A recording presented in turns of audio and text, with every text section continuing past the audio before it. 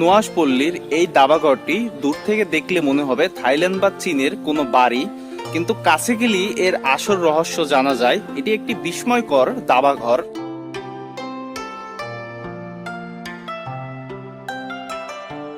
এই দাবাঘরের গুটিগুলো বেশ বিশাল আকৃতি। এরকমের দাবাঘর হয়তো বা অন্য কোথাও দেখা দুষ্কর, কিন্তু যেহেতু হুমায়ুন স্যার একটু অন্য চিন্তাধারা মানুষ ছিল, তাই সে বিশাল আকৃতির দাবার কোটটা বানিয়েছে ছোট আকৃতির পরিবর্তে, যেটা দেখতে বেশ অন্যরকম এক অনুভূতি জাগে।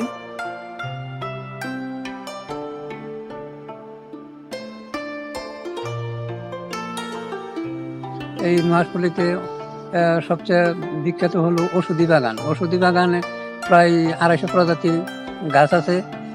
তারপরে মৎস্যকুমারী আছে, পুকুর আছে, পুকুরের পাশে একটা ব্রিজ আছে।